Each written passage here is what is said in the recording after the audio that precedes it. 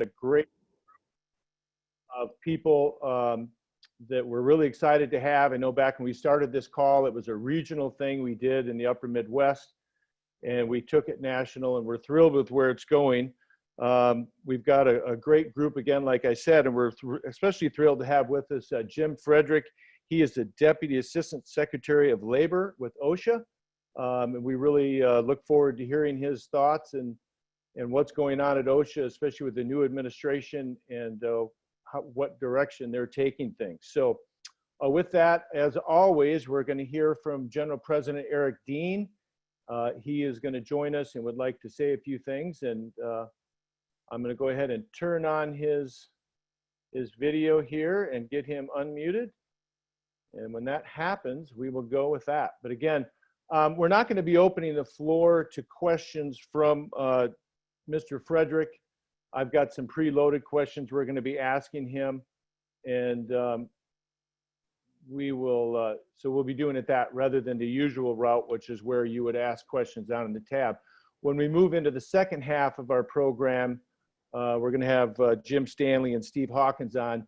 At that point in time, you'll be able to ask questions of the group, and we'll do our best to get them answered. So with that, General President Dean, happy to have you with us. Pete, thank you again. And, you know, all great things that we do oftentimes bubble up from something that happens on a regional basis with impact, and then we take it for a more broader scope. So I thank you for participating. I thank Steve Rank and his team. And, but most importantly, as a result of the last election, we've had a very good dialogue with now President Biden and his cabinet. And his cabinet is making themselves available to us. And the most important thing we can hear from Mr. Frederick today is some of the initiatives that the Department of Labor, and specifically with OSHA, is going to do and weigh in on, and some of the changes that we might expect.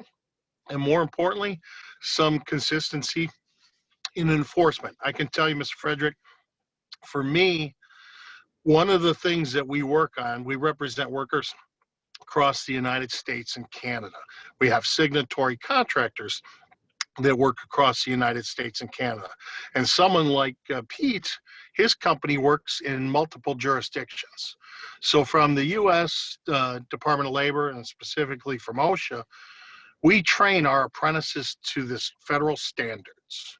And the consistency that we need from the federal standards are when Pete bids work in Minnesota or in Southern California or in Northern Wisconsin or in Kansas City, we need to make sure that each one of those OSHA inspectors is enforcing the rules the same, and so he can bid the work the same. And previously, we've brought up some issues. We don't expect the government to bend to our demands, but what we do is look for clarity and having an open dialogue and the ability to talk with folks like yourself and your staff so that we can show you issues of disparity, whether it be from a safety standpoint, whether it be from worker safety, not related to iron workers, but other craftspeople on the job. And from a fairness, the contractors that bid using the safety standards, sometimes there's blurred interpretations. And so, well, all we want is an open door policy. And I can tell you that Secretary Walsh has assured us that, you know, all of you folks are going to be willing to meet with us. That doesn't mean you're going to do everything we ask, but if we come arm in arm with our employers, we just want to get some clarity to some issues. And we couldn't be more delighted that you in your new position, you understand about working people and organized labor and how important our partnership was our employers. On this phone call today, we have employers, we have labor leaders, and I'm sure we got some rank and file workers and some downstream folks. So with that, I'd like to turn it over to Mr. Frederick and look forward to what you have to say. I'm going to go on mute and silent, but I can't thank you enough for participating today. Hey, thank you, President Dean. Really do appreciate the opportunity to speak with this group today, and also thank you for the kind words in your introduction. It is truly appreciated. Kind of before I jump into this, as I was moving from one meeting to then log on to this meeting, as chance would have it, and these things normally do. My internet connection went out, and it was about a quarter till, and we're starting here right at the top of the hour, and it was one of those scramble trying to reset the internet on the home router. These are the things that are these upset conditions that happen infrequently and unexpectedly, and we jump through a few hoops to make them work. And that there's a lot to be said in the health and safety profession about dealing with unexpected things at bad timing. And so, it was just apropos of this conversation today. So, again, thank you all for the opportunity to talk with the ironworkers today. I'd like to specifically thank not only President Dean, but also Steve Rank for the conversations we've been having since late January about a number of issues that are of concern to the union, its members, and the contractors. And we want to make certain that we continue to have these conversations. There's a couple folks from OSHA with me today, including Scott Ketchum, who many of you know with his work with OSHA and construction. And when we get to some of the Q&A, Scott will be jumping in as well. And also, I know we're dealing with a little bit of the connectivity issues to Ring Central, but also Chip Hughes, who is also the other Deputy Assistant Secretary at OSHA, is going to try to to jump in at some point when I'm finishing up, just to say hello. Many of you at the Ironworkers who have been involved with the training program that you all do through the NIEHS grant funding know Chip from his 30 years at NIEHS. So, we'll just give Chip a minute to say hello to before we get to the Q&A, if that's okay. Most all also just want to thank everybody that has taken time out of your schedule to join this conversation and be with us present at this conversation, because talking about health and safety and what is in store at OSHA is important and vital, and I want to try to share a little bit about that.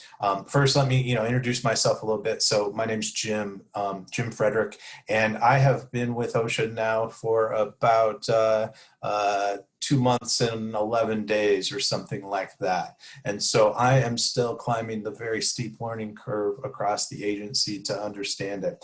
But before being at OSHA, I've spent 30 years doing worker health and safety across a number of platforms, and primarily it's been work within the labor movement. I spent 25 years with the Steelworkers Union. I was retired as the Assistant Director of Health, Safety, Environment with the Steelworkers. I retired in 2019. But my work both before and after that included both a formal stint and then a number of consulting gigs with various building trades, construction unions, and just to kind of recognize and appreciate and understand the work that you all do. Although every craft in the building trades is certainly distinct, different, and important, there are also a lot of similarities in kind of structure and history and culture of the building trades unions that are important to worker and workplace health and safety. And so, I think back to 1990, quite a few years ago, my very first job, I was coming out of college, and my very first job was with the sheet metal workers and the union's national training fund. That was the joint labor management training entity for the union and their contractual employers. And I truly did gain a huge appreciation for the members of the organization, and then the other unions I have worked for over the years as well. It's just, a true appreciation for the members, the work that's done, and also the very hard work and dedication that the employers, the contractors in y'all's case, are doing to make certain that that work exists. And it behooves all of us to make certain as we do it, that we do so in a way that both gets the work done, because that's why we all come to work, but also gets us home the way we came to work, and that's vitally important. So again, I've been doing this work for a number of years in the health and safety space, spent a huge amount of that time within the labor movement. Oh, and just a couple of notes. Since retiring, I've done some, before working for OSHA, I did some consulting with a couple of your cousin organizations in the building trades, both the Laborers Union, the Health and Safety Fund for the Laborers in New York State, as well as with the Painters and Allied Trades Union. So, you know, spent a bit of time around some of the similar job sites that you all are on and working with. So while I was, you know, primarily my time at the Steelworkers is where I really formed the work I did around worker health and safety. And one of the things that I take from that is that one of the things that was on my plate to do every day is very similar to what you all are doing each and every day. And that is to be a stakeholder with the Occupational Safety and Health Administration. And, you know, in my role doing that work and in your role doing that work, I hope that it's fair, and President Dean outlined this very well. I hope that it's fair that we all agree that a couple things need to happen.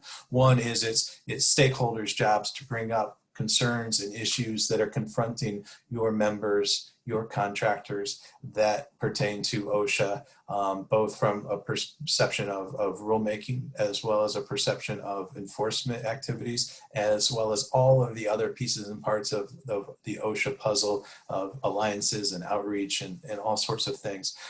So it's important to bring those issues up to make certain that we at OSHA are aware of those issues. And then it's equally important for you all to expect that we are responsive to your concerns. As President Dean very well said, it doesn't mean that we're going to agree on everything every day and all of the time, but it certainly does mean that you have the expectation that we're going to be responsive and that we're going to have some dialogue back and forth, and we're going to try to learn and understand where you are both currently and where you would like to be, and you know, what are the different ways to get there. Again, I cannot promise, I would be foolish to try to promise that we're always going to agree, but at the same time, I think we all certainly know sometimes we're certainly going to agree, and we're going to find ways to work collaboratively together, and we really want to make sure that engagement transpires here, even more so than it has in the past, to the extent possible. So one of the things, since I've joined OSHA a little bit over 2 months ago, one of the things that I have really come to much more of an appreciation, I always had respect and admiration for the staff that work at OSHA, but that has been just exponentially higher since coming to work on the inside of the agency and seeing the commitment and the dedication and the hard work of the career staff that have made OSHA their place that they have made a career out of and come to work every day. The commitment is certainly beyond comparison, and the work that is being done is certainly things that we believe to be in the direction that we want to move the agency to. One of the other areas I want to make certain that we, you know, throw a bit of a shout out about is in just a little bit under a month, OSHA will be recognizing its 50th anniversary of the doors opening at the agency. A little bit over 50 years ago, the OSHA Act was signed and put into existence. And then after the phase-in period, OSHA opened its doors on April 28th. And so April 28th, in just a little bit under a month, is the 50th anniversary of OSHA. And we are going to have some significant events around that 50th anniversary. And we certainly hope that President you and Steve Rank and all of your leadership and your membership are able to engage with us as we walk through some of the events around the 50th anniversary, and y'all will be hearing about that from us in the near future. We know that over that 50 years that workplace health and safety has improved a great deal. We know just the sheer numbers of injuries and fatalities that were taking place prior to the existence of the Occupational Safety and Health Act to where we are today, that improvements have been made. But we also know that there's still a lot of work to do. And so 2 points with that. One is that even though it's the 50th anniversary of OSHA, we don't want to just look backwards and say, great, 50 years. What we need to do is look forward and talk about the next 50 years of the agency and what are the priorities of the agency for the next 50 years to address not only the hazards and the unsafe conditions that your members and workers across our society are facing today, but also what's around the corner? What's the next thing that we don't know is coming our way yet? And how can we be better at being adaptive and responsive to those concerns when they come up? The other important thing to recognize and understand is that April 28th is not only the 50th anniversary of OSHA, but it's also Workers' Memorial Day. And again, you know, from my background and coming from the career that I had prior to my time at OSHA, Workers' Memorial Day is of the most importance of events that transpire in the course of the year in labor, health, and safety. And so we will also be working with a number of our partners and stakeholders across the country on and around April 28th to commemorate Workers' Memorial Day, because we want to make sure that we remember and we honor men and women that went to work and lost their lives on the job. We want to make certain that we do that properly with the right amount of respect to all of that. And as we know from Workers' Memorial Day, it's not only about memory of what transpired, but it's also about looking forward and fighting for the future and improved workplace health and safety. So both of those events coming up in relatively short term, and wanted to make sure we put that on the radar of everyone if it's not already for you. I know that some of you on this call, you know, kind of in this line of fatalities at work, I know that some of you, many of you on this call have experienced a loss of a coworker, a friend, a relative to a traumatic workplace event that resulted in a fatality. And I just want to say to each of you that has been through that on a personal level, that that's a life-changing event. It's an event that changes the lives of that family for probably generations to come. It's an event that changes the community, and it's an event that changes all of us, the co-workers. One of my jobs while I was with the steelworkers was to coordinate the union's emergency response program. And so every time we received notice of a fatality of a member of the steelworkers union, we would have to dispatch one of our staff members to go out and assist with the investigation, to assist with the regulatory agency that was looking at that, be it OSHA or MSHA in the mining community, or one of the provincial regulators in Canada, but we would be there to work alongside with the local unions to recognize, understand, and really try to gain an appreciation of what had transpired, what the regulatory impacts might be in the course of the investigation from the regulator, and the most important thing was what we could learn from that event so that we could try to improve workplace health and safety across not only the entire steelworker union organization, but beyond to other workplaces as well. And I know that in getting to know Steve Rink better over the last couple of months, that is something that's very near and dear to the hearts of your organization and the union. I spent a little time over the past few weeks familiarizing myself a little bit deeper with some of the specific injuries and fatalities that you have been experiencing as an organization. And I'm really struck by the frequency of fatalities on a rate basis of your membership in the iron worker trade. And, you know, I know that we all share the goal of working closer together to try to improve workplace health and safety conditions, to improve health and safety management systems that are in place, and most importantly, to make sure that the controls that are in place to keep those injuries from injuring and killing workers are robust and useful, and that we can all try to work better to that goal. I take back to so many times that I was having a conversation with a victim's family member, a spouse, a sibling, a parent, on a front porch, at a union hall, across a kitchen table. And again, I can't mention enough how important it is that we work to reduce those number of fatalities and eliminate the causes that are making those take place, because those conversations are not the conversations that any of us should be having. We need to embrace the lives of all of our members and make certain we're doing everything to try to reduce and eliminate fatalities.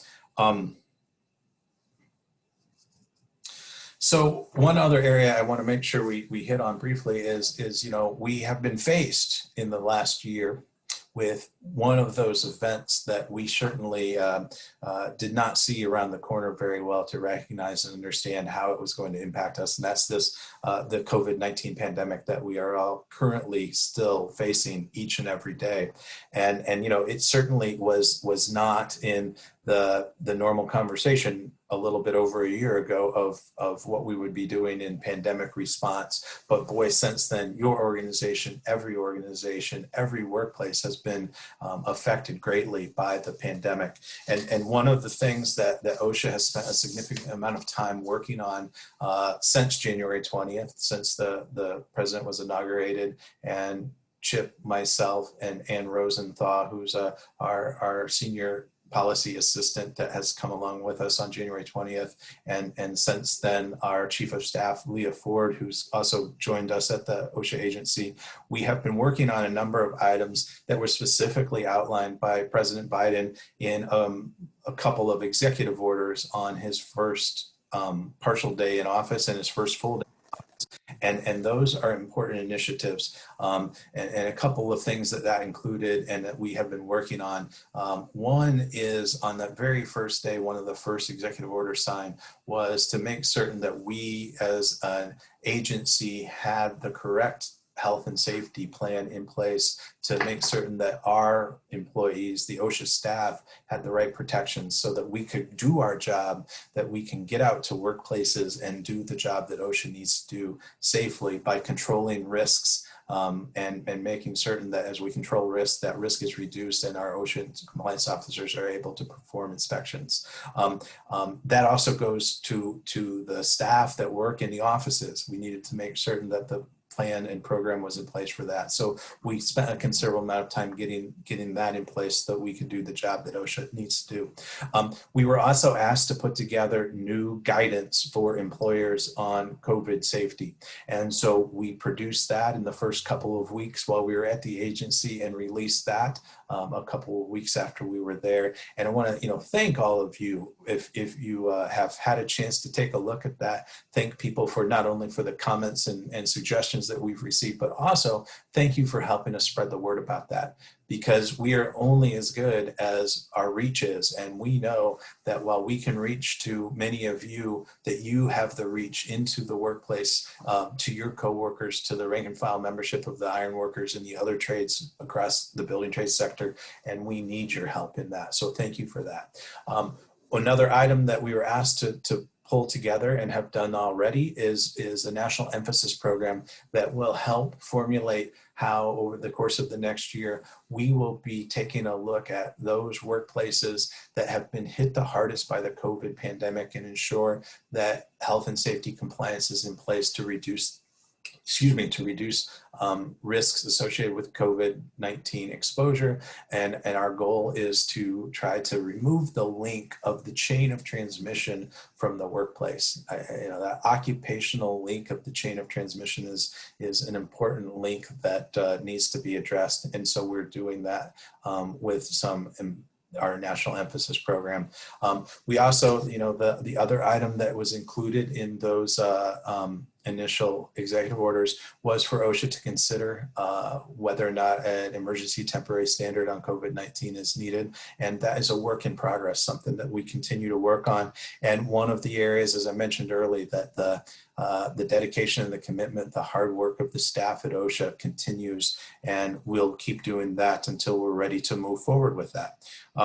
So we are working on those items, and we know that this last 12 months of the COVID-19 pandemic have been difficult and has had adverse effects on many of you in many ways, from a personal level to work-related issues. And we hope that the work we're doing at OSHA can help to get your workplace back on track so that we are able to keep open the workplaces that are open those that have not been able to open during the pandemic, and again, get business and workplaces back on track in health and safety. So we've got also a challenge in front of us, and that is to reaffirm the commitment of OSHA to worker and workplace health and safety. I think it's fair to say that we have some work to be done in that arena, and we are working as diligently as we can to establish relationships that have not been as good as they necessarily need to be, and also establish some relationships that were never in place. And so we primarily are focusing on many of our stakeholders and the regulated community to make certain that the opportunity is there for interaction with each other, so that moving forward we understand and we know the input that people have into how we do our job better at OSHA, and also making a specific effort to reach out to underserved communities that traditionally have not had the availability of OSHA as a resource to them. And so we're working diligently to do that. All of this has been wrapped up in and around the context of the COVID-19 pandemic. And as many of you recognize and realize, there's a lot of challenges with that, just in the fact that it's difficult. Like a meeting like this would be great at some point in the future when we're able to be back in person and talking. But we like you all with this meeting are using a lot of this virtual platforms in order to have the meetings and conversations with staff and with stakeholders across the OSHA footprint.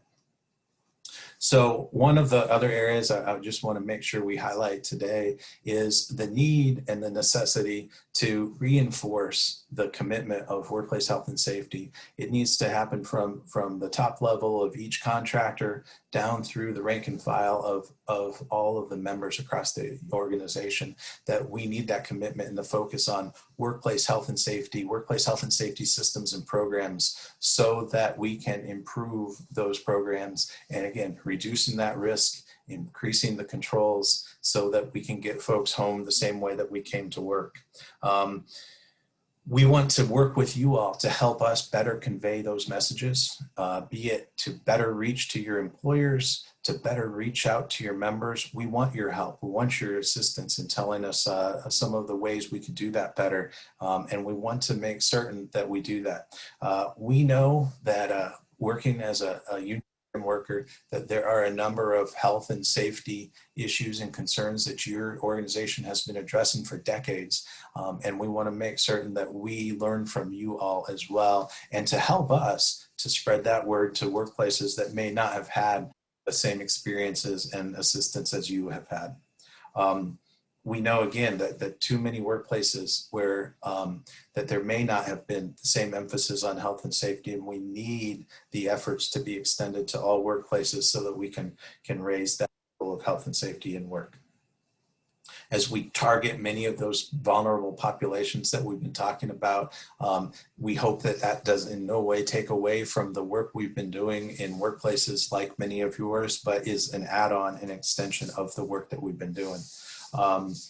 We know that many employers have been struggling over the last 12 months through the course of the pandemic on some of the issues pertaining to COVID protections and safety. And that's much of the reason of what we've put together through the guidance to help employers recognize and understand the good practices that we've learned. But as we learn good practices, one of the things that is important to know is that we are learning good practices, because you all are developing good practices in your workplaces. And again, an opportunity for us to learn from you all as stakeholders about those.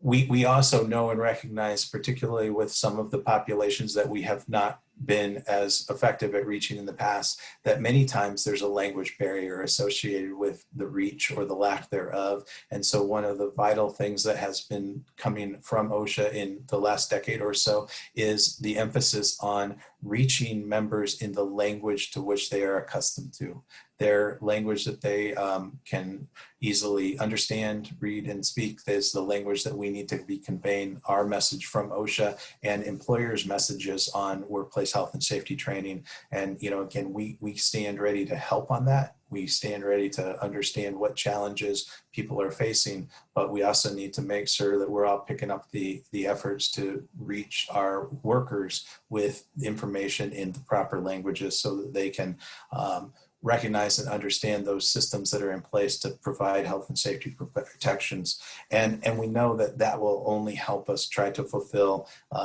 the message and the intent of the mission of OSHA to provide safe and healthful workplaces across this country. So one thing that would be useful for us, not only today, but as we move forward, is to better understand some of the barriers that you all face in achieving better health and safety in your workplace. And we all want the same thing in that we are committed to working collaboratively with the ironworkers, your signatory contractors, and everyone else that is associated with this conversation today and beyond to better work together. We have had some conversations about trying to get together with the ironworkers in the relatively near future. We've got a few things on our plate that we need to make some space to have some in-depth conversations, but we're going to have those meetings in the relatively near future to really try to dig into some of the issues that you all have been facing and look forward to those conversations. So with that, what I'd like to do is just thank you all for the opportunity to chat with you today. As I mentioned, Scott Ketchum is here with me today, but I'd like to turn it over, if I can, for just a minute to Chip Hughes, who many of you may have already known from prior work, but let Chip say hello, and then we'll jump into the question and answers. Thank you, Jim. I don't know if I can get a little reverb. I don't know if I can even add anything to what you said, because I think you covered every issue that we're talking about. I just wanted to first start, want to do a shout out to President Dean, if he's still on the phone. One of the things that's always been near and dear to my heart in my career with NIHS has been the HAMMER Steering Committee and the HAMMER Training Center in Richland, Washington. And President Dean really has been a leader in that effort at making sure that worker safety and health training is front and center. So I just want to thank him for that. And also to say, one of the things that was a great gift to me, as I thought I retired from NIHS, is that I was given the opportunity to have a job here at OSHA, dealing with the pandemic and with emergency response.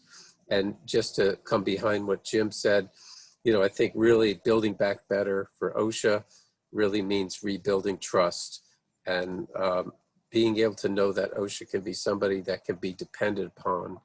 And over this past year, I think we've seen the centrality of occupational safety and health in a way that we've never experienced in our entire history, our 50-year history. And how it is that we can use that consciousness, that safety consciousness in the workforce to make sure that health and safety is embedded in everyone's job, in every company, in every operation, is something that we're really looking to execute on, and execute on for you all. And I'll also say turning around OSHA is a really big task. Rebuilding our enforcement army, our inspectors, building back our guidance for employers, building back partnerships and alliances. These are all the things that we're focused on every day. And I'll just say one thing that I know Jim touched upon. One of the hard things about the job here is that we actually send a letter to the family of every worker fatality that happens in the country that we know about. And, every day the number of those letters that has to be signed is way too high. And it really, weighs on us in a good way that we always remember those that we've lost, and the fact that we didn't have to have that happen. And in many cases, it's through no fault of their own. But just know that as we think about Work Memorial Day and we think about the 50th anniversary of OSHA, that those things are top of mind for us as we move forward. So again, to all my friends in the ironworkers, I just wanted to say thank you very much. And we're looking forward to this partnership with you all, and also with the construction industry, and also with NAB2 going forward. So I think I'm turning it over to Scott. I'm not sure who wants to take the mic over. Or Jim, yourself, or Steve. Pete.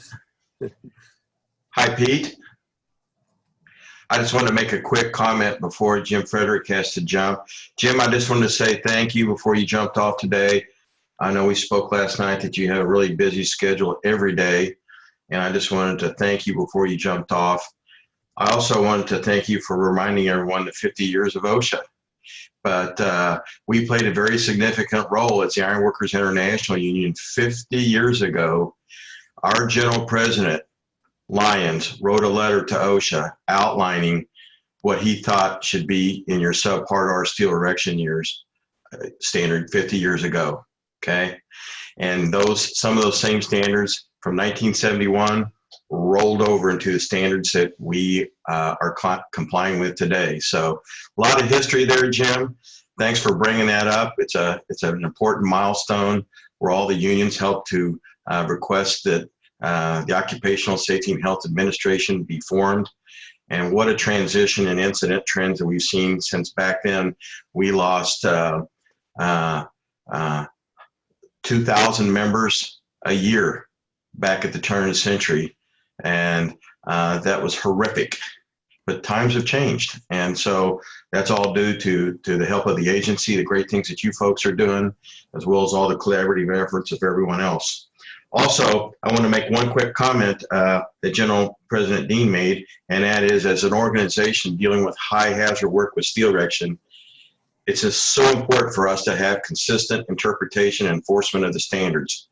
No matter where we go, we have to maintain consistency, because if we don't, we can't train to the standard. Contractors like Pete on the line don't know how to bid it or comply with it if we have too many mismatch letters out there. And number three, when at the end of the day, OSHA can't enforce something that's not really a standard. So that's something you and I have had a lot of discussion about, that I appreciate your willingness to work with us on these issues. And also, I wanted to thank you for your willingness to maybe go do some job site visits with us, so you could maybe see firsthand the work we do out there. And being an industrial hygienist, I know that I certainly respect that work in industrial hygiene, but that's not my area of expertise. And so I want to invite you to come to some construction sites, as we talked about, and we'll spend a day out there looking at our men and women doing this high hazard work. So Jim, just want to thank you before you jumped on us. Well, no, Steve, thank you for that. And you know, also I appreciate the opportunity to have, you know, we've had some really great conversations over the last couple months. And again, you know, one that just really resonates is how familiar the conversation was between my experience and your experience of having to deal with those ultimate disasters of workplace fatalities. And, you know, that we both have shared experience in that. And I think that's certainly an area where we want to build the OSHA to do better, and certainly within the ranks of the iron workers and iron worker contractors, but across all of our society. So, you know, we look forward to that. And if it could, you know, I know we had a few of the preliminary questions. We've got just a few minutes left. Is it okay if you want me just to run through these, or somebody going to ask and we'll answer? Sorry.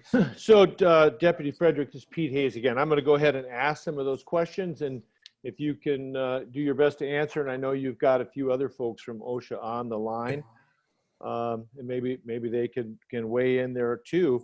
With the new administration and the changes, what are the new safety and health standards you're going to be really prioritizing? And is there going to be, along with the rulemaking agenda, where's the priority going to be there? Yeah. So Pete, thank you for that, and got the system now down. I think the important thing on our kind of priorities of rulemaking and things is you know, first the answer is yes, we want to communicate this well, and the way that we are communicating the regulatory agenda is with the regulatory agenda itself. And you know, if you could refer to that regulatory agenda at reginfo.gov, you can see the current regulatory agenda, and then as soon as the next regulatory agenda is ready, it will be there. We're meeting with and talking with our new secretary, your new Secretary of Labor, Secretary Walsh, about priorities, making certain that we incorporate the priorities from the Secretary into the work of OSHA as we move forward. All right. Also, you talked about the new COVID standard coming up, this COVID NEP. I've heard that term used. But what are the parameters of that? Do you have anything you can share with us there? Along with, are there going to be any whistleblower compliant issues within that? How's that going to work? What's that going to look like? Well, so Pete, a couple things there. One, we are within the context of the January executive order from President Biden. OSHA is working on the deliberations around the potential and possible emergency temporary standard on COVID, and that is a work in progress. So that is something we are working on. You also mentioned, excuse me, you also mentioned the National Emphasis Program, and the National Emphasis Program's out. Apologies, I should be able to recite the date that we did it, but I'll tell you days have been ticking by here too quickly, and I can't recall the exact date that came out, but it is out. And if you go to OSHA website, osha.gov, on the front page of the OSHA website, there's a link to the National Emphasis Program, and anyone can access that, take a look at it. One of the things that you referenced was there certainly is, within the context of the National Emphasis Program and the enforcement guidance that we've also put out to kind of help and shape and accompany that. That's at that same space on the website. They're both available for everyone to take a look at. We have, a reference that we want to ensure that the protections that are afforded to workers against retaliation that are from the OSHA Act 50 years ago, Section 11C, are in place and available, and highlighted through our work, that if there is retaliation in a workplace going on pertaining to COVID issues, we will be making that available to workers and making sure workers know about their rights through the Section 11C of the Act. Okay, thank you. With the new administration, will there be a reinstituting of interpretation letters that the previous administration had archived? I know within our industry, there's multiple letters of interpretation floating around with different things, and that always seems to be a bit of a gray zone going on. So wondering if you can expound on that. Well, so one of the things I hope we're able to do is if and where there are some of the, gray area or something that we, in the course of the conversations that we're going to be continuing to have with the iron workers and others that are on this call, that, point out to us where the questions are, and we certainly want to make certain that we provide you an answer. But about, items that were archived, most likely they're not. There won't be bringing back items that were archived. Those were items that have been determined over the course of the work with the agency to be representative of policies that are no longer enforced. And so those have been supplemented by other policy letters. However, with that said, it's also an area that if there's conditions or the context has changed, that's something that can be looked at on a case-by-case basis. And, we appreciate knowing if there are areas for us to talk about. Sure. Earlier, Chip had mentioned, and I know you did also, and we've been hearing in the news with the new administration, increasing the number of OSHA compliance officers. Can you touch maybe on where they're going to come from, the training they're going to receive, and what that time frame looks like? Sure. Great question, Pete. And so a couple of points on that. Currently are taking a look at our existing funding that, Congress and the administration provide us with, the budget that we work within. We're currently looking within the constraints of our current funding to determine if and where there are some spaces to make some additions to the compliance officer workforce, as well as other parts of the agency. We also, as has been very well reported upon, there was recently supplemental funding specifically targeted for OSHA that we are also taking a look at how to integrate and utilize that. We don't have that yet, but we hope to have it kind of available to us in the short term. The timing, as you asked about, the timing is we will do this as quickly as possible, but we also need to make certain that we follow the correct process of, the hiring requirements that we have as an employer, and we want to get people hired and up to speed. One of the things I've come to realize quickly is hiring a compliance officer at OSHA is not as easy as going on to a website and having a blue van show up the next day with your compliance officer. You've got to go through the process and specifically make certain that we properly train the COSHOs in order to perform the work that they need to do. A couple of important things to that. We certainly hope that we're able to identify at least some folks that are interested in coming to work to OSHA that come from experience in both kind of the health and safety profession, but equally important, from the health and safety activists and advocates across workplaces. I certainly, again, knowing from my experience of working first with the Sheet Metal Workers Union and then the Rubber Workers Union and then the Steel Workers Union, and then some others after that my experience with OSHA over the years had a lot of experience with a lot of compliance officers across the entire country, and many times over the years, those that we would come into contact with and have very good working relationships with, came the trades or came from a workplace and had that workplace health and safety experience, and not necessarily just a professional degree.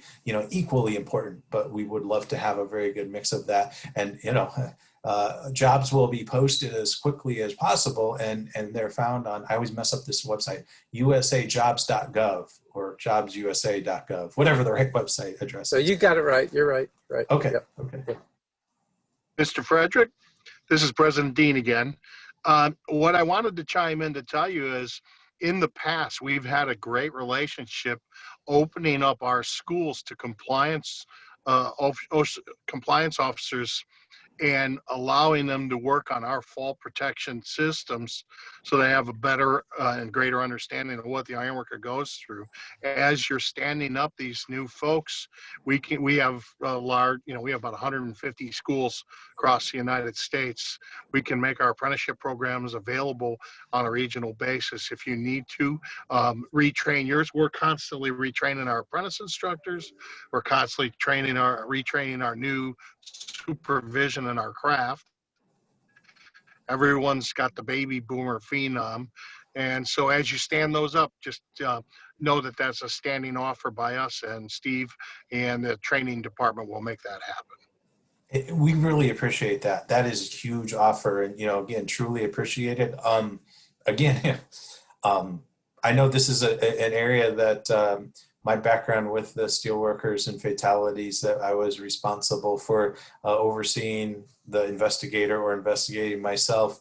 Far too many of those were related to a fall from a height. And so, I would suggest that we will be back in contact with you on that, because we certainly want to make certain that our compliance officers have the background skills. Now, one more thing on the process is, it's important that we give the compliance officers with the right amount and set of training.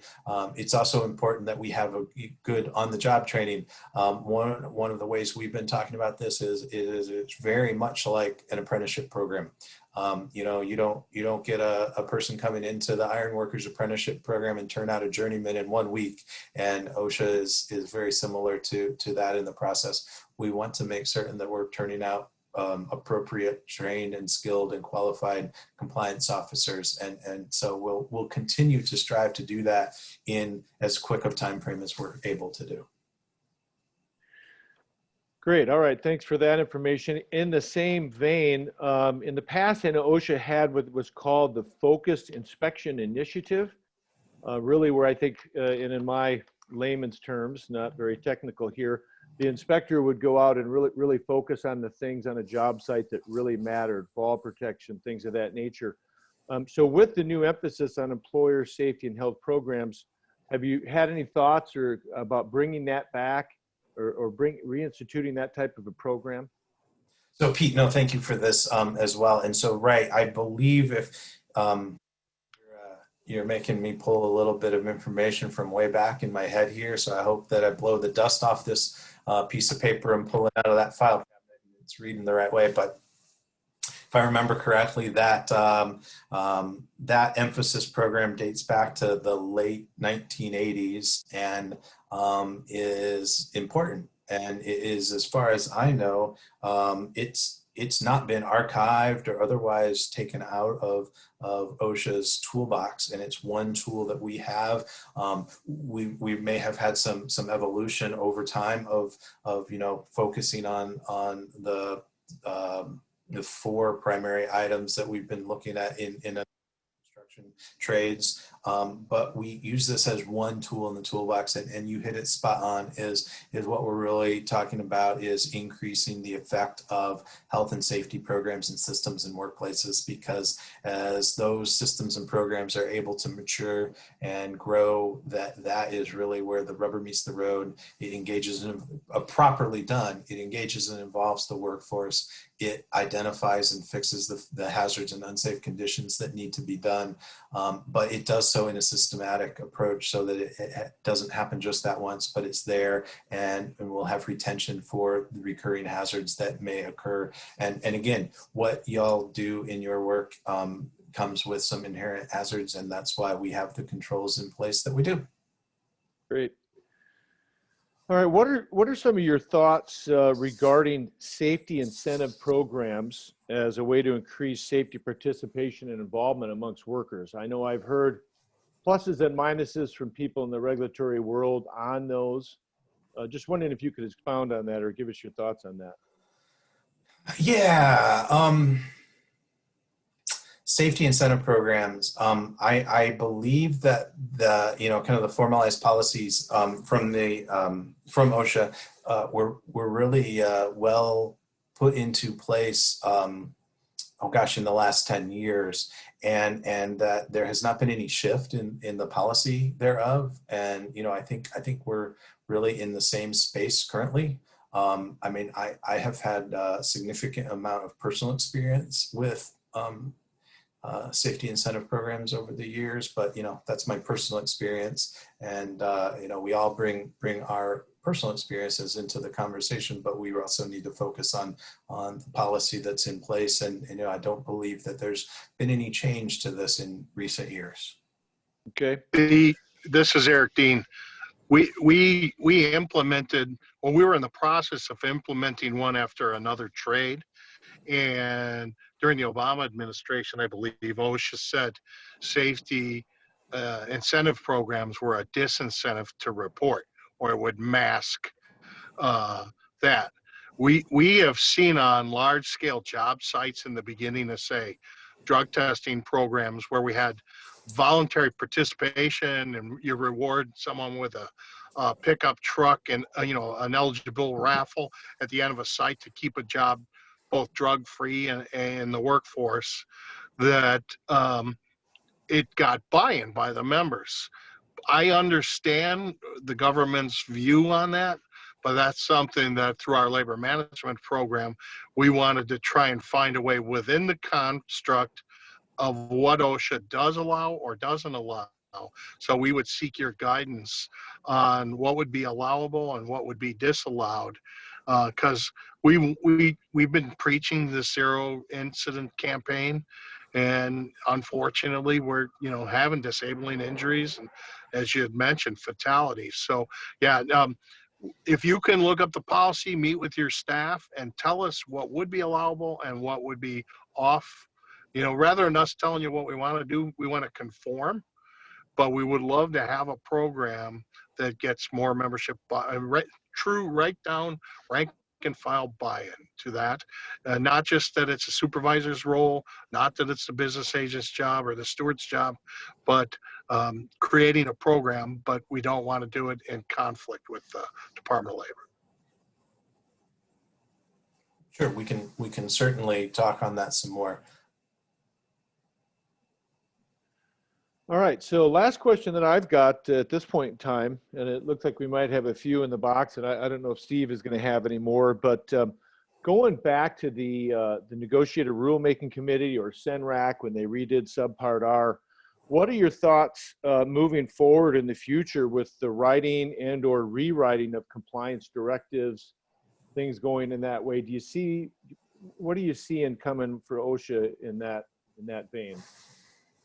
Well, that's an area where we've had some already have had some conversations with Steve, and are continuing those conversations. We've committed to get the right folks into the room and have that conversation in the relatively near future. There are a few things on the list of to-dos each day right now that just haven't allowed us the space to get there yet. But we've committed to meet with Steve and others from the community, with the ironworkers on that.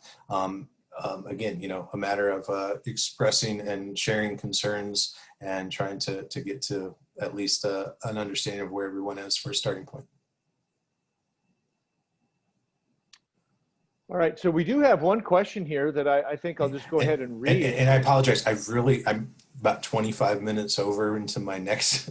Okay. I can do one more, and then we're really going to have to jump.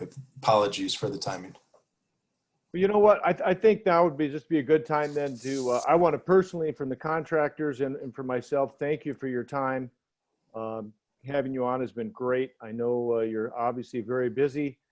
We look forward to hearing hopefully from you again, maybe in the future, or other people at OSHA as we move forward in the new administration in this new year. There's a lot of work out there, and safety is first and foremost. So again, thank you for your time and your efforts. Okay, well, again, thank you all. Apologies that there's not more time today, but we'll look forward to a time again down the road. Thank you, Mr. Frederick. Yes, thank you. So with that, we're going to move into the second half of our program. I'm going to bring on Mr. Steve Rank. He wants to introduce our next couple of speakers. At that point in time, we're also going to open the floor to questions from the group. And as I've stated in the past, if you go to the bottom or somewhere in a sidebar, you should be able to see question and answer box. I would ask that you would ask questions through that. And then there's also a chat room, which Wayne Cressup with the Ironworkers is monitoring. And if you'd like to discuss things amongst yourself, you can certainly do that there. So with that, Steve, if you take over, that'd be great. Thanks, Pete. Just wanted to introduce two friends of the Ironworkers and friends of our contractors, and that's Jim Stanley and Steve Hawkins.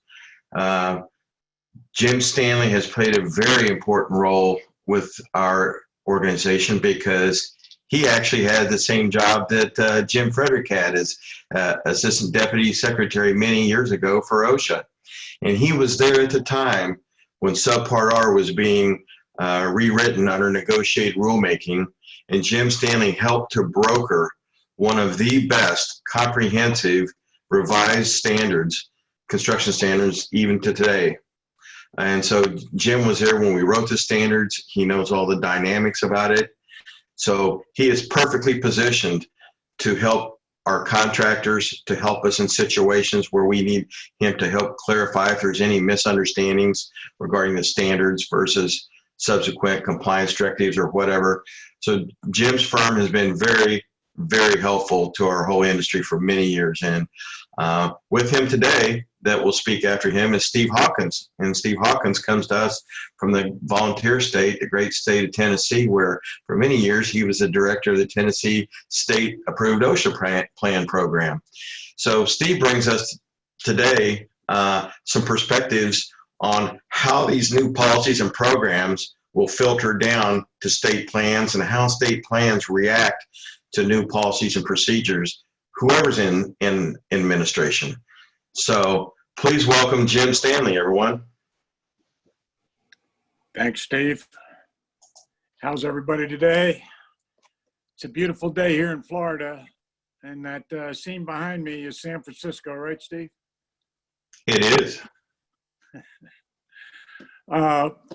As Steve mentioned, Steve Hawkins is with me, and we're going to be speaking together really on what we expect from the new administration. Mr. Frederick was very clear that they're very busy and they have a lot of plans. And I personally have been involved in numerous transitions over the years. As some of you know, I started with OSHA. I was in the second class of OSHA compliance officers in 1971. And I worked my way through OSHA and spent 24 years, 25 years with the agency, ending up as Deputy Assistant Secretary. And I basically, and both Steve and I have talked, Steve Hawkins and I have talked on many different occasions how important OSHA was in both of our lives. OSHA is a great agency. I have the utmost respect for what OSHA attempts to do and what they do here in America. I think because of OSHA, a lot of our people that are working today are alive today because numerous accidents and numerous serious incidents have been avoided because OSHA had requirements and because employers and the employees have implemented the programs that were necessary. If I look back in my career in starting in 1971, there is absolutely no comparison to what was there, what was like to be on a construction job in 1971 versus today. The improvements are unbelievable. I would have never guessed that this could happen. Looking at excuse me, this phone's going off. Looking at the what's happening within OSHA today is the new transition, and what everybody needs to know is every time there's a transition, there's new political leadership. And that's the way it goes. It goes whether it's Democrat to Republican or Republican to Democrat. But what stays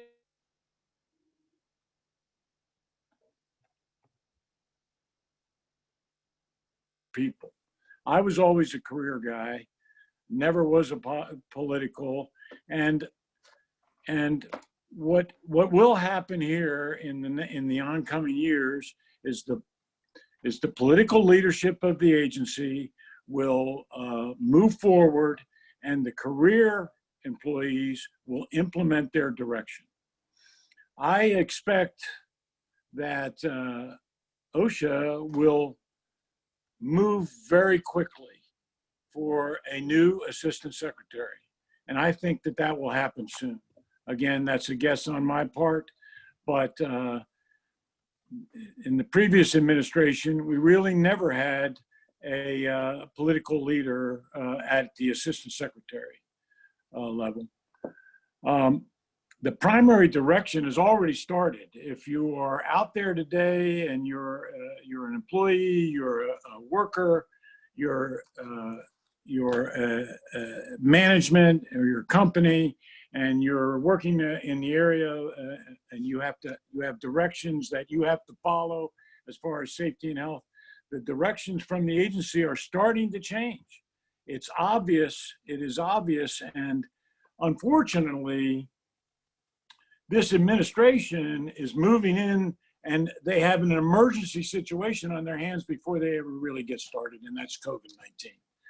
It takes me back to 1971 when we had the first, and prior to this administration, the first administration with a Secretary of Labor from the building trades, and that was Patrick Brennan from New York.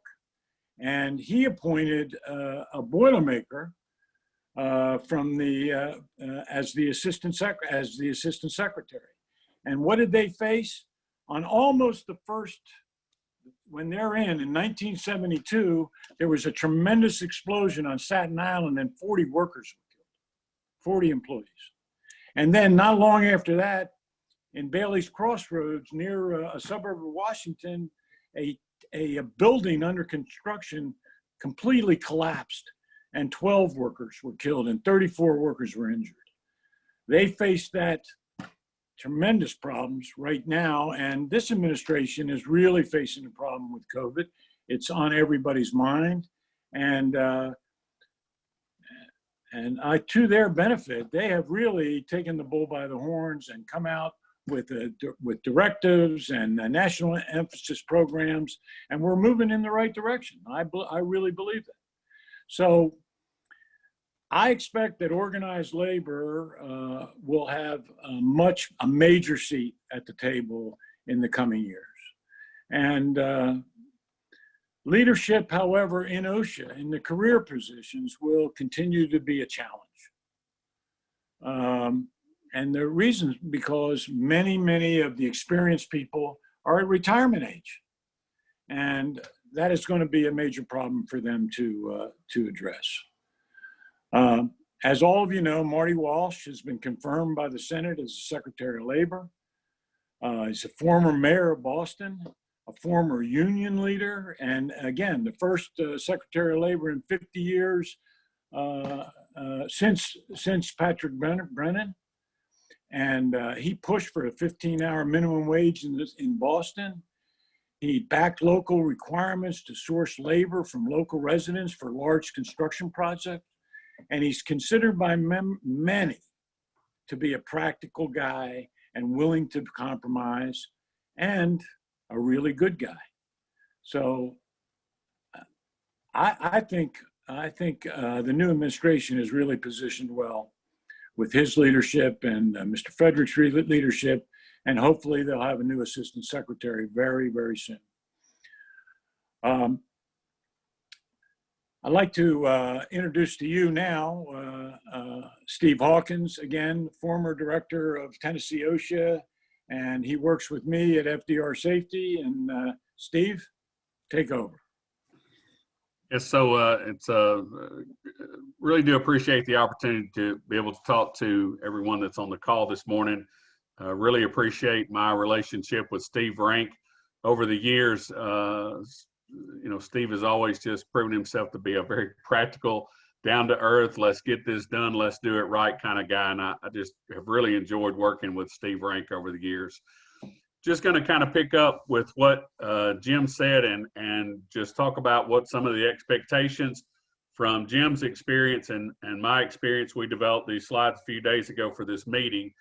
You just met Jim Frederick on the call. Obviously, you can see he's a very congenial civil person. He has an extensive background in safety and health with the union for many years. He's very well respected. I personally know people who worked with him in his time with the union as the assistant director of the safety and health that he was for many years, and they have nothing but good things to say about Jim. I think you can also expect an assistant secretary to be announced soon. There's many names floating out there. I can tell you all the names that I've heard, but as Jim Stanley would tell you, most of the time, all the names you've heard are not the people who get the job. And for all I know, Mr. Frederick may get that opportunity. We'll have to wait and see. But what I don't think will happen is I don't think you're looking at 4 years of an acting assistant secretary. I think there'll be one appointed and they'll be confirmed. As you all are aware, the last 4 years, Lauren Sweat was the acting assistant secretary for OSHA. She was never confirmed, nor is no one confirmed by the full Senate. As Jim said, the primary directions has already started to change. I think you're going to see changes come out of OSHA, and I think you're going to see OSHA take a leadership position again nationally for safety and health. I think you can expect organized labor to have a larger seat at the table with OSHA. And then this is just kind of a inside OSHA kind of comment. The next one is, so I worked with OSHA for 32 years. So my career with OSHA in Tennessee started in 1986. I retired last year from my position as Deputy Commissioner of the Department of Labor after spending a year with the state's unemployment system. But the vast majority of my time was with Tennessee OSHA, either as the administrator or assistant administrator. Got to know many of the career professionals that Mr. Frederick spoke about and the good job that they do. And I can tell you from my personal experience, it's those people who carry the agency through good times and through challenging times. That's the good news. The bad news is many of the people that I know are slated for retirement in the next 5 years. And as Mr. Frederick said, the quality of the career professionals there in OSHA is excellent, but you can look for many of those. They've already started to retire, and there's many more to retire in the next 5 years. So, I think that's going to be a challenge for the agency to replace those folks. So let's talk a little bit about, we've talked about the political leadership now that's in place with Secretary Walsh's confirmation and with Mr. Fredericks acting in the deputy role. As we all know, talking about COVID-19, COVID-19 is the 800-pound gorilla. It's the elephant in the room. It's the big deal right now. And even though things look promising with the vaccine, for the next year, it's going to continue to be a big deal, I think, and everyone, I think, pretty well knows that. President Biden issued the executive order, as you all are well aware. I think you can expect an emergency temporary standard to be issued by OSHA any day. If it came out this afternoon, I wouldn't be surprised, or if it was a month from now, I wouldn't be surprised. But I do think you're going to see that ETS. Standard will likely codify many of the recommendations that are on OSHA's website currently. Let's talk just a little bit. First time state plans came up. When OSHA is on a call, when Deputy Assistant Secretary Fredericks is on a call talking about OSHA, one would think that that's one entity. The fact is OSHA is one federal entity and then 26 state plan entities with various responsibilities. Some are full state plans, some cover public sector only. But state plans cover more than half the workers in the nation, and they're not all the same. And therefore, you can't look at OSHA as a monolith because they're really not. All these state plans have different peculiarities, I'll say. Since I was one, I can call it that, I think. They're not all exactly the same. They're very similar. And so when it comes to COVID-19, you can expect that states will adopt a similar or identical standard to the ETS that OSHA is likely to issue. You can expect record-keeping requirements to be expanded in this ETS as far as how COVID cases are recorded and when they should be recorded as work-related. Approximately 15 states currently have a standard or have an executive order that's being enforced by these state OSHA programs. As you also are probably aware, federal OSHA has issued many citations. Some of those are general duty clause violations, as well as some other standards that are applicable, issued over $3.5 million in fines. And so that was before the change in administration, and that continues. OSHA has issued the National Emphasis Program, as you are well aware. The customary approach with a National Emphasis Program is there's a 90-day outreach that's performed before the Emphasis Program goes into effect. It's interesting to note that that has been waived with the current COVID NEP. So as of today, the National Emphasis Program is in effect. It gives state plans like Tennessee, like North Carolina, like Minnesota, like California, Washington, Oregon, all those state plan states have until May the 12th to inform OSHA as to what they plan to do. The states have the option of adopting the NEP as is, adopting a modified version of the NEP, or not to adopt it at all, but they have to tell OSHA by May the 12th what their intentions are. In my opinion, I expect most of the state plans will adopt the NEP as written. A majority will, I believe. Some will modify it slightly, and there may be some states who don't adopt it at all. My expectation for my little state here of Tennessee is that they'll adopt it as it is. So continuing the discussion about COVID-19 and the NEP, right in the start of the document is the goal of this National Emphasis Program is to assure employees in high hazard industries, and those are Those are identified in the document that the stated goal is to protect employees from exposure to SARS-CoV-2, which causes COVID-19, the actual illness. OSHA is already addressing COVID-19 in complaints and referral inspections, or with complaint and referral inspections. So a little bit more about what this NEP does is OSHA has estimated that 5% of their programmed inspections, I think that's somewhere around 1,600 nationwide, that they'll be selected from this list and inspected as a programmed inspection. That'll be about 5% of their inspections that they make. So for a state like Tennessee, historically we made, when I was the administrator, about somewhere between 1,600 and 2,000 inspections. So 5% of those 1,600 to 2,000, maybe 60, 70 inspections would be COVID. Establishments with less than 10 employees are included. So that means if you're a small employer with less than 10 and you're selected for an inspection under this National Emphasis Program, the fact that you have fewer than 10 employees would not exempt you from that inspection.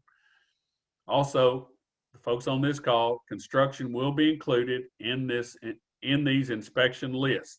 So when you go to the NEP, it explains how state plans as well as federal OSHA will develop these inspection lists.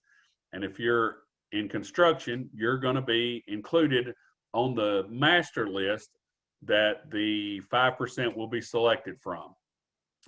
Construction employers with high illness rates, as reported to OSHA on the OSHA 300 log, will be more likely to be inspected because they're going to on a specific list that's developed in this NEP.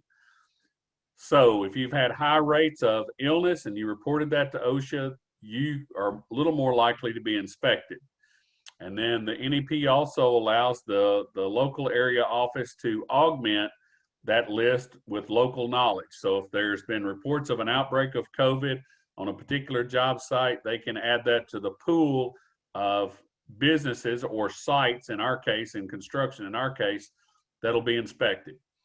So in addition to that, the fact that OSHA makes programmed, unprogrammed inspection and programmed inspections, if you're on a site that's been selected for a programmed inspection, or you're on a site where a complaint inspection is going to be conducted, the likelihood that you'll be inspected is also increased.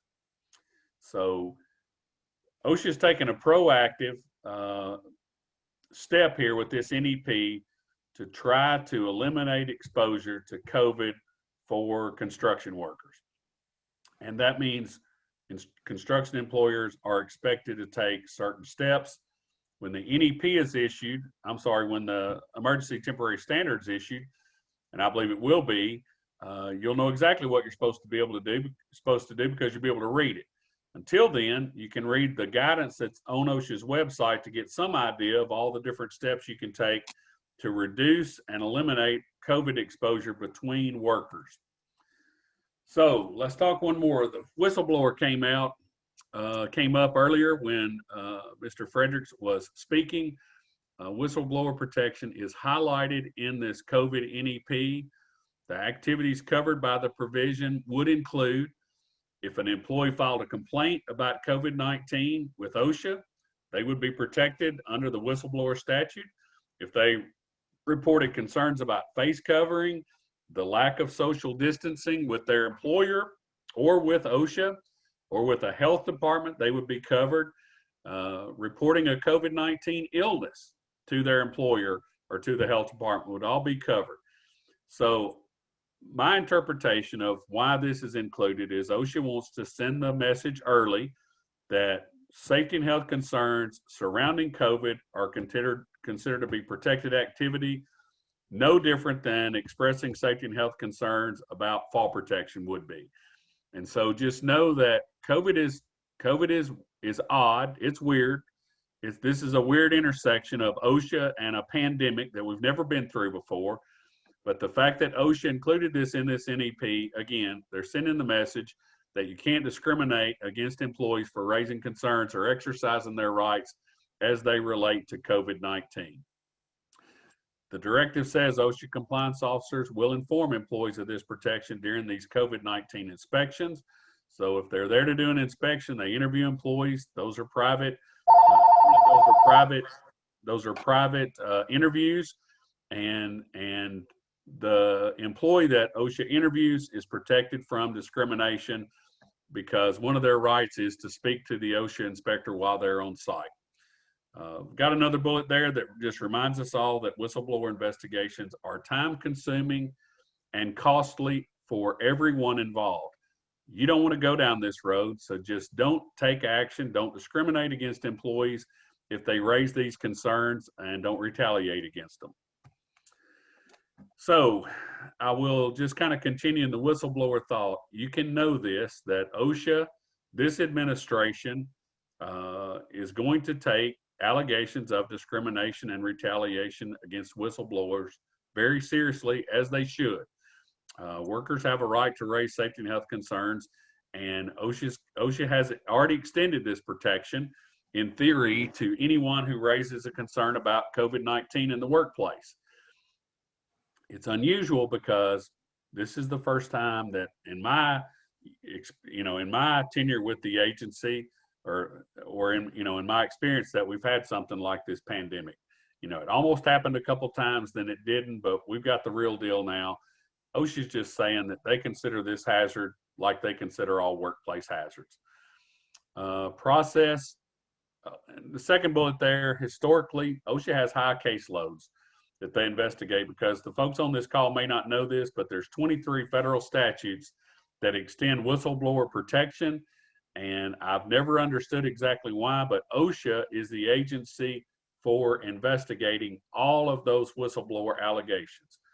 So if a person operating a train files a complaint with their employer, that would be a surface transportation. You would think DOT would investigate it, but they don't. OSHA does. They do it for all the statutes, all 23 of those. The process, again, is time consuming, and this is for the steel erectors, for the union members that are on this call. You have to know this. If you're a whistleblower and you're the complainant who files a whistleblower allegation with OSHA, you cannot expect that that's going to happen quickly. You should not expect that it's going to happen quickly.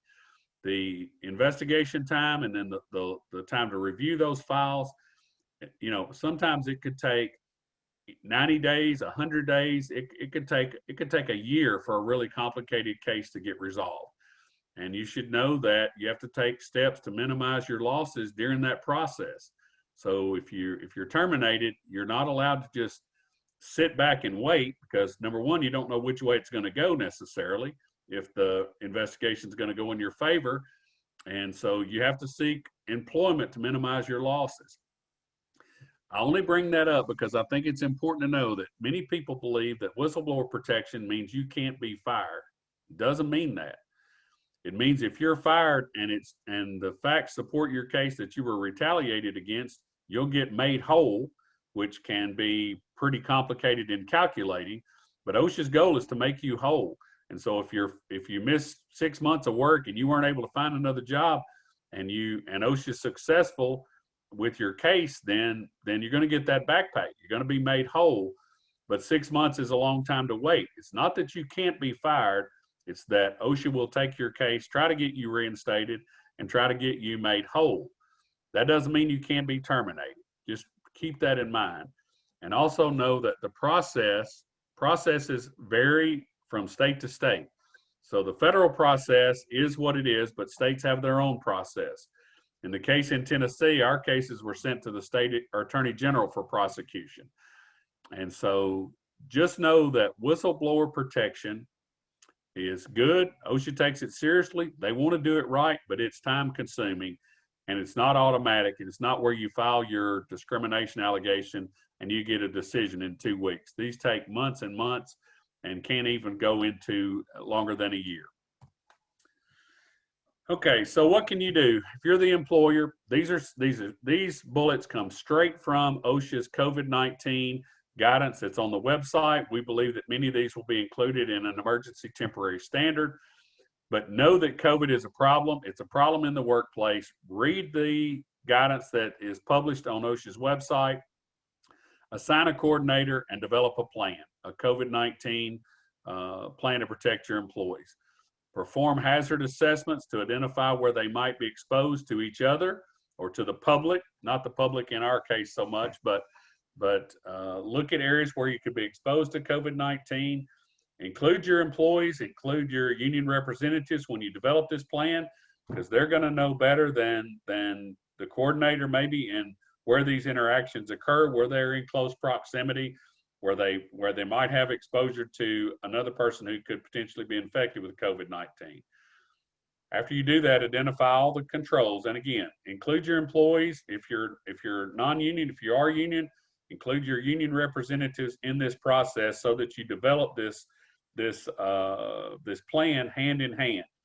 I know it's a little odd to talk about to you on this call because, you know, of all the organized labor organizations I've ever been involved with, as far as having good relationship between employers and the union, you're among the very best. So you already know how to do this. Just a reminder to do it. You know, be sure that you have ways to send infected employees or close contacts home. Separate by social distance whenever possible. Wear face coverings when you're going to be in close proximity. Require the mask. Be sure they're cotton 2 layers or surgical. And I've added N95 here, and I've kind of gone out on a limb a little bit. But right now, there's a surplus of N95 masks out there. So if you know that you got to have 2 guys that have to do a job together and they're going to be in really close proximity for more than 15 minutes, you can get N95s. You're not taking those right now from healthcare workers because there's an oversupply. You can go right on, you can Google N95. There's a company in Texas who has millions of these right now in stock, and they haven't been able to sell them because we've got this fear that, oh, if I buy an N95 respirator, I'm taking it away from a hospital worker. I wouldn't want to do that, but that's actually not the case with the supply right now. It might be in the future, but right now, N95s are available. So continuing that, COVID-19 guidance, identify controls, improve ventilation. That's not usually a problem for us in steel erection. Hand cleaners, routinely clean and sanitize the workplace. Educate your employees about the policy and COVID-19 in a language they understand. Educate them on the advantage of receiving the vaccine. I am still amazed when I talk to some of my friends and they say, no way am I going to get the vaccine. And then I talk to my other friends and they're like, man, I can't wait to get the vaccine. And I talk to some of my friends and you know, now in some of the states this next month, it's going to open up to everybody who wants one. So you should try to educate your employees on the advantages of receiving the vaccination. Require your infected or quarantine employees to stay home. And again, just a reminder that employees are protected from discrimination about raising COVID-19 concerns, including posting those on publicly viewable social media.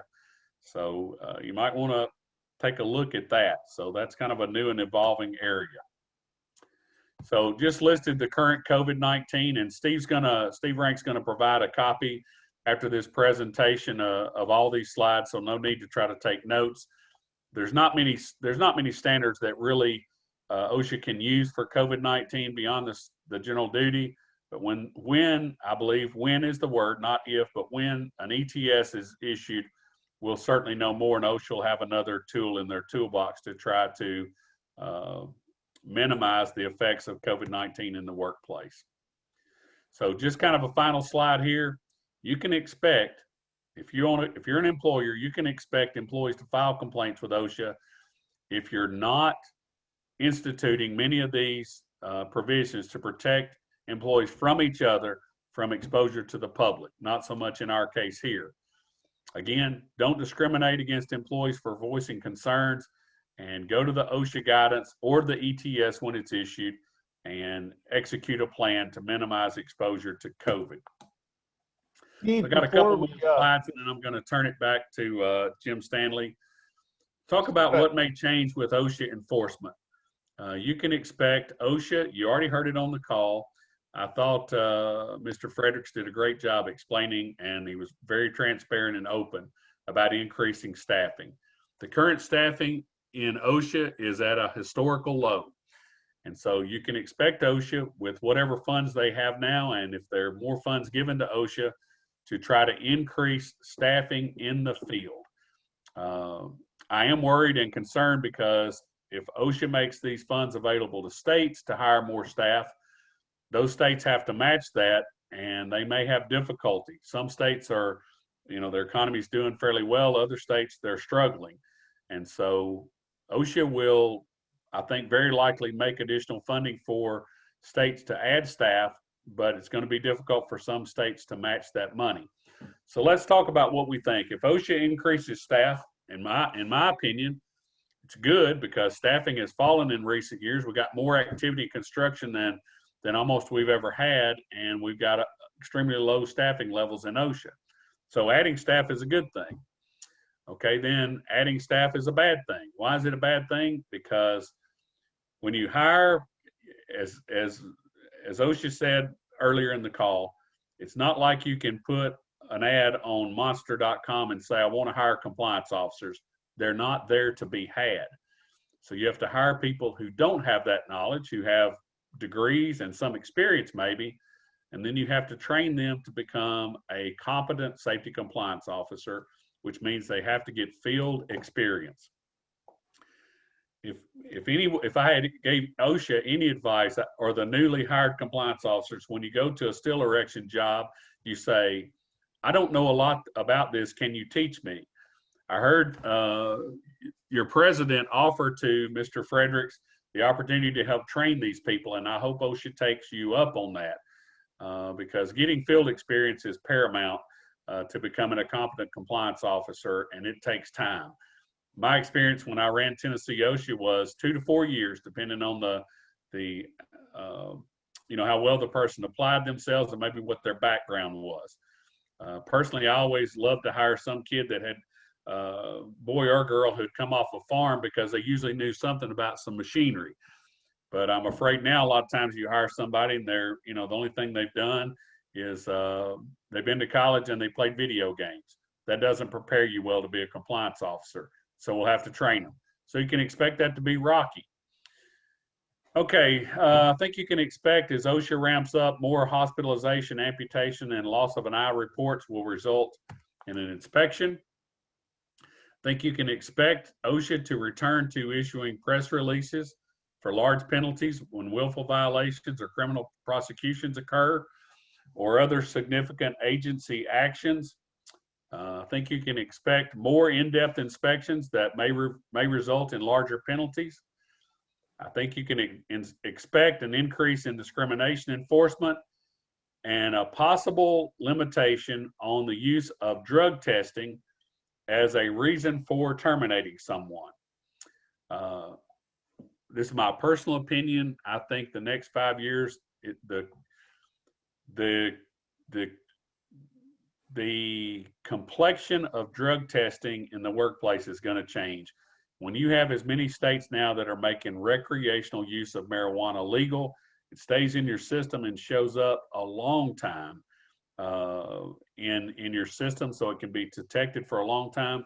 Other drugs like cocaine and the derivatives of cocaine, they stay in your system a fairly short period of time. And so just automatically firing somebody and assuming they caused an accident because they had some amount of THC in their blood, I think we're going to see changes, probably more from the court than OSHA, but it's going to be a big issue. I think you can expect OSHA to focus on incentives when OSHA can prove that they discourage injury and illness reporting. My personal evolution in this is, first I thought it was ridiculous, and then the more and more I studied it, the better thing to monitorize, really to put money with, is to make monetary payments for leading indicators, not lagging indicators. So that's going to have to be sorted out. I think it'll rear its head again, probably not in the first year, but maybe year 2 and 3. But at some point, we're going to have to sort this out. I think you can expect OSHA to add additional national emphasis programs like they did with COVID-19. And you can expect OSHA to continue to revise existing letters of interpretation and archive those that don't reflect current policy. So Jim Stanley is going to talk about the Severe Violator Enforcement Program and why you don't want to be on it. Jim? Hey, Steve, before we move on, can you hear me? Yes, sir, I can. We've got a couple questions that have popped up here. I'd like to answer before we move on. Yeah, Steve Hawkins.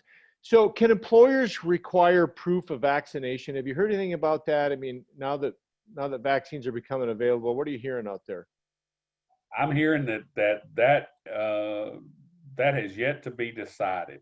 You know, the early days was there was some indication that employers would be able to require a vaccination, but mostly I have not heard much talk about that in the last month or so. As more and more people are able to be vaccinated, I thought we would hear something from the U.S. Department of Labor, but I have not heard that. I don't know what we'll hear. Man, that's just a really touchy subject right now, and I couldn't predict which way that's going to go. All right, yeah, and that's one where I've heard in multiple places too. The next question is kind of a statement, some questions after, but you had mentioned using an N95. Doesn't that require testing from a healthcare professional, screenings, all those kind of things to go on before we can require an employee to wear an N95? So let's talk about that. An N95 can be worn voluntarily by an employee if they choose to wear it. So if you said, we have these 3 masks, you can pick whichever one of the 3. You could educate an employee on the advantages of an N95 mask. You could I don't want to go as far as say as encourage them to choose that, but certainly you could show them how that's, you know, an N95 is much better than a cloth mask that you bought at the 7-Eleven on your way to work that morning, right? And so if they choose to wear it, all you have to do is provide them with Appendix D. If you decide you're going to require them to wear it, then you have to follow the respiratory standard and have them fit tested and medically evaluated to wear the N95. But what you would get from that is if you had a person medically evaluated for wearing the N95 and you followed the respiratory protection standard and developed a respiratory program and you required them to wear the N95, if you had 2 guys or 2 guys and 2 ladies that had to work as a team of 4 in close proximity to do some erection project, and you knew they were going to be in close proximity to each other, the advantage is you would be having protection equivalent to what they have in a medical setting when they go in and have a respirator on in a hospital working with patients that have COVID-19. So I'm just saying that an N95 is out there. You have to take some steps. You have to follow 134, the respiratory standard. If you're going to require them to wear it, they can wear it voluntarily. If you want to buy them, N95s now, you can get them pretty reasonable and they can wear it voluntarily and you give them a copy of Appendix D. So if I was an employee and you said, Steve, you've got to go in this room and with this other person, y'all are going to have to work in here closely. There's no other way to get this job done. I would want to wear an N95 respirator. I would expect you as my employer, when I said I want to wear my N95, that you would give me a copy of Appendix D, and then I could wear it. And so the reason for including that is that there's this conception that there's this real shortage of N95 respirators, and that's not the case right now. There's ample supplies of those right now. That's a great question. All right, thank you. Yeah, I can, that's it. There's one other one that's along that line, but I'll go ahead and type an answer to that one. So if we can want to move on, that'd be great. Okay, Jim. Thanks, Steve. Before I get into the Severe Violator Program,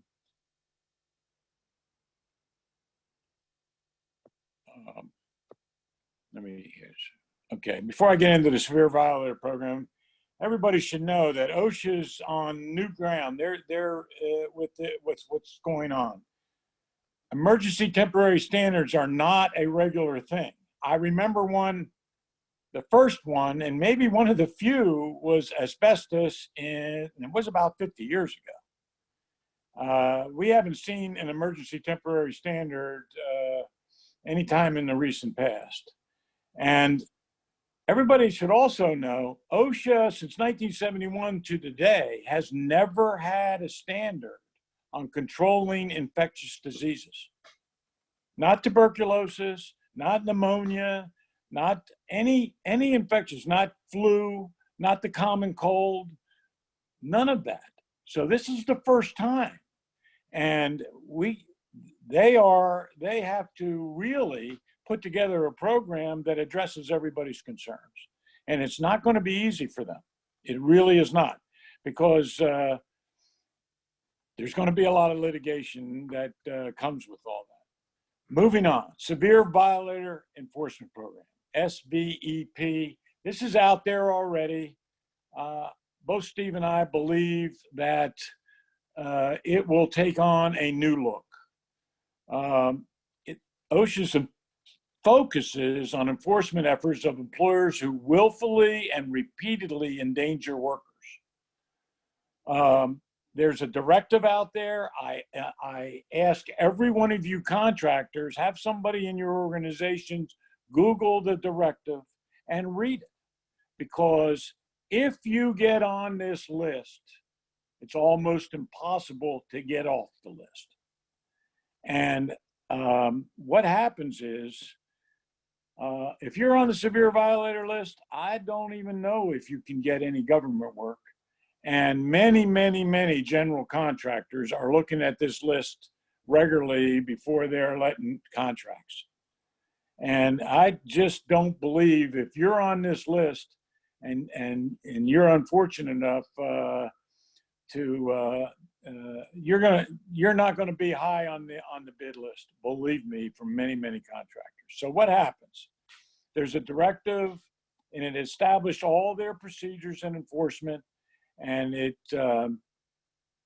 its actions are increased inspections, mandatory follow-up inspections for you if you are on there, inspections of other work sites for your employer.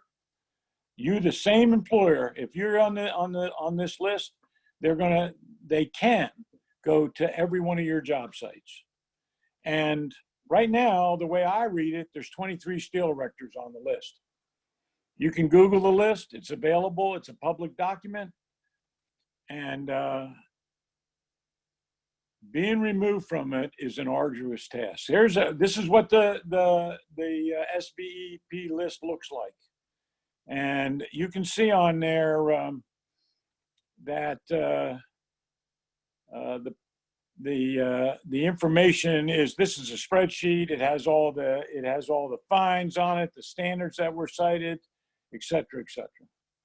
So this is the typical citations. The first one, number 6 there, is a willful 1910-178, which is really training for powered industrial trucks, and it's applicable both in general industry and construction. The employer got a $40,000 fine. He settled for $28,000, and he was rewarded with being on the severe violator list. The second one was 760A1. All of you know what that is. Fall protection, $70,000 at that time. It was a maximum. It's more today. And they settled for $49,900, and they're on the list. And repeats. Repeat can go back 5 years. Anything substantially similar that you were cited before, and if you get cited again, you can have a repeat. That repeat can be over $70,000 now. It's higher. In this particular case, it was $26,950. They got no settlement. They paid $26,950, and they're on the list. Go ahead, Steve. Move on. Steve's going to talk a little bit about consultation programs and what we expect also in that regard. So I don't know how many of you use the OSHA consultation program. It's primarily for smaller employers. with less than 250 on site or 500 nationwide. As far as consultation, my expectation is OSHA will continue to support the consultation program. That program exists in all states with federal funding, but I don't expect them to increase funding to that program. I think there'll be a continued emphasis by OSHA to allow employees to participate during the consultation visit. That's the requirement now. I think that'll be expanded even. And I do think that OSHA will take steps to encourage the entities that operate these programs. So you may or may not know this. OSHA doesn't perform consultation in any state. They provide a grant to either state OSHA programs like Tennessee or to universities who execute this program with the grant funds that they're given. And OSHA exercises pretty tight control over the consultation program. And I think they're really going to work to limit this program to only smaller employers, the 250 and the 500 that I spoke about earlier. Because that's really where I believe Congress originally intended that money to go, to help smaller employers comply with the OSHA standards and make their workplace safer. So what about, I don't know if any steel erection companies have participated in the VPP program. It hasn't really seen the level of participation in construction that it has in industry, but I think it's not likely that the program will be expanded by OSHA. I would be surprised if they take steps to eliminate it. It's not a required program. VPP is not required by OSHA, so you don't have to do it, but or OSHA doesn't have to provide it, but it does have it really has had a place, and it's kind of developed a life of its own. I just don't think OSHA will spend a lot of money expanding that program. The program is important to some contractors, and it has proven results that it makes the workplace safer, because it really looks at managing safety and health and goes beyond compliance. So you can have simple compliance, but you have to have a management system to really have, a world-class program takes more than just OSHA compliance. I think OSHA might raise the bar for participation in the program. And it's also my expectation that state plans will maintain the program, even if OSHA took steps to curtail it. I don't think OSHA would ever prohibit states from administering the program, but they may require, and they do require, states to adopt their document that says how the program has to be administered. And so there may be some changes and some tweaks to VPP. I wouldn't think that the current administration and current OSHA would eliminate the program. I think you can also look that the VPP Participants Association will be working hard to preserve the program. This is just my personal opinion. The program is excellent. I think it's done a lot to help OSHA as well as contractors, and it's made the workplace safer for thousands and thousands of employees across the nation. So I like the program personally, but it's always been some back and forth when administrations change as to what direction it's going to take. So just a couple of more slides. OSHA talked earlier about the regulatory agenda. There's going to be changes. Certainly there'll be some things put on the regulatory agenda. I think OSHA will take steps to try to undo the Volk's decision, which resulted in OSHA only being able to cite record-keeping violations that occurred in the past 6 months, not back to 5 years as they had prior to that decision. Heat stress rule, I think that'll be on the reg agenda. Infectious disease, as we know, was already on there, but it would be an agency first, as Jim said. Workplace violence, likely to go back on the reg agenda. And then the last bullet, I hope everyone on the call realizes that the permissible exposure limits that OSHA currently has, some of those are at least 40 to 50 years old. Those are really old. There was a movement in the 80s to update those. It actually failed. We went back. Some states adopted the ones from 80, like Tennessee did from the mid 80s, and kept those, but they're not much lower than the existing federal limits. But OSHA is going to have to do something to do a better job addressing permissible exposure limits and what the latest science tells us. And so I think you can look at OSHA to really work hard to try to find a way to update those permissible exposure limits and or continue to add expanded health standards, which is what they've done for some of the things for some of the chemicals like asbestos and like lead. So as far as the reg agenda, not so much the reg agenda, but I think you can look at OSHA. You can expect OSHA to expand the OSHA 300 log reporting that's required now to go from the 300A to the full 300 log. I think they'll take steps to protect the personally identifiable information that's on the 300 log, but I think you'll see that in the next couple of years. And then the last kind of bullet on this slide about the reg agenda is I hope everyone on the call understands how complex it is for OSHA to come out with a new standard. It's a very slow, very cumbersome process. It's a gauntlet. I mean, running it is a real gauntlet. It's so slow. Sometimes some folks may say that's good, but certainly when you face new hazards and the economy that changes and methods change, OSHA really needs a better way to go through that regulatory process.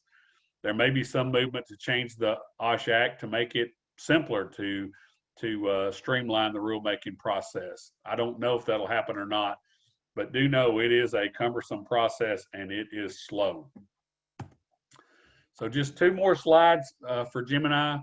Just want to remind everybody on the call that state plans do about half the occupational safety and health work. So when you say OSHA, you can think you're talking about OSHA, and that's about half the states, and about the other half of the states, roughly in territories, it's a state plan that is operated there.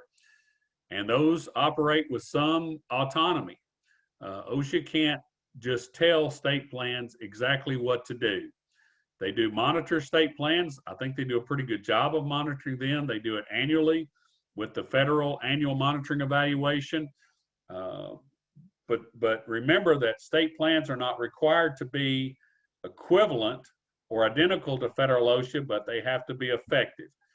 Now in Tennessee, we always kind of took the position that we wanted to minimize the number of state unique standards so that there was some understanding when an employer came from a federal state to Tennessee to do business that our standards were very, very close. They're identical in most cases.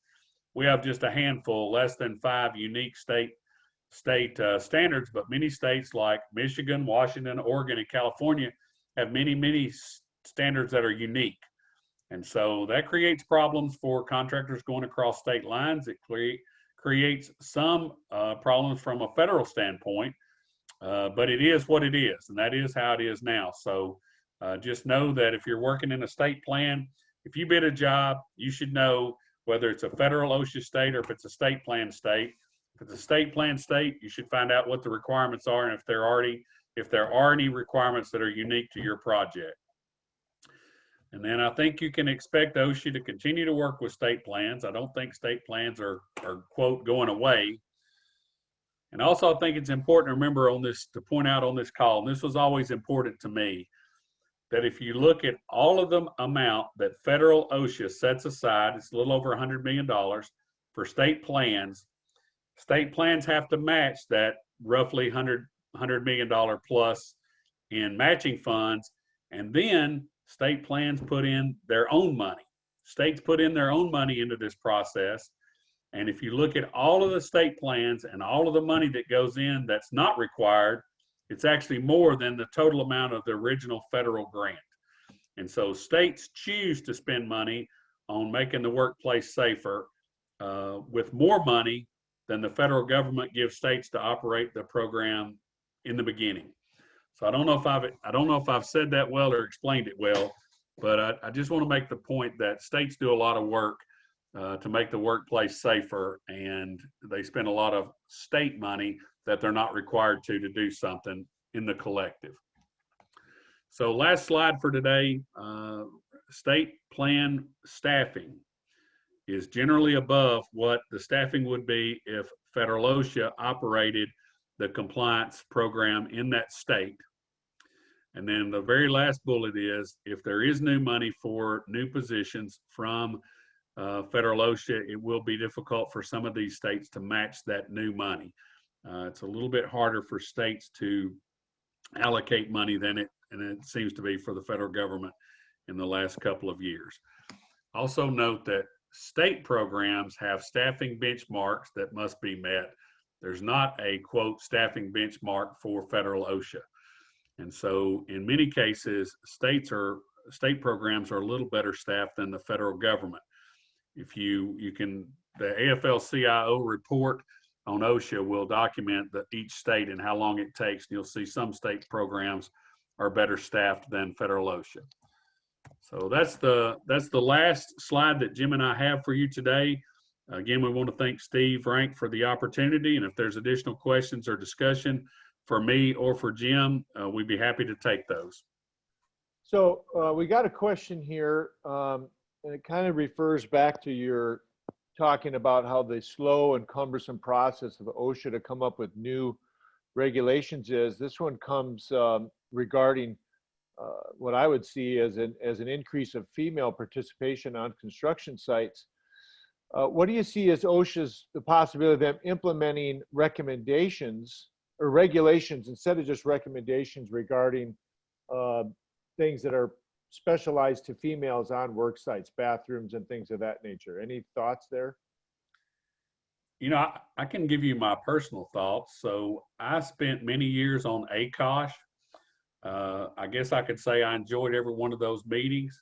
Met a lady, I believe her name was Laurie Shadrick, who was a steel worker who was on the committee. And if you look back, ACOSH made a formal recommendation to OSHA to have separate facilities on construction sites for women. I don't know what the position of the folks are on this call, but you would think in this day and time that would be something OSHA would address. It's been discussed. It was discussed in those meetings, and the ACOSH group that I was on made a formal recommendation that separate facilities, bathroom facilities, be provided on construction sites for females. I guess I feel a little bit strongly. I have a daughter that's a civil engineer, and she goes to job sites. And, you know, she will tell me, I'll ask her about it sometimes, and she'll say, "Oh my God, Daddy, it was bad." So, you know, something we ought to be doing anyway. And I do think it's something that OSHA may address. But again, it would go down that same regulatory gauntlet, and it would take a lot of time. So, but I do think it's something we should push for. I think we'd attract more females to the industry, and honestly, I think it's the right thing to do from a human standpoint. But we'll see what OSHA does. I haven't heard any talk about that since I left ACOSH and that recommendation many years ago. Jim, do you have anything to add? No, you said it all. Well, gentlemen, at this point in time, it appears that we have no more questions from our group. I want to thank you both for your time and efforts being here with us today. I would also like to thank Deputy Assistant Director Jim Frederick for being with us, and look forward to more of these in the future. We got some more great calls coming up, and again, would just really would like to hear from people out there in the world. You all have my email. If you've got a topic you'd love to hear us discuss, we'd love to hear from you. And any other questions or things of that nature, certainly let us know. But again, thank you all for your time and your efforts, and we look forward to the next call. Thanks, everybody. Take care. Be safe.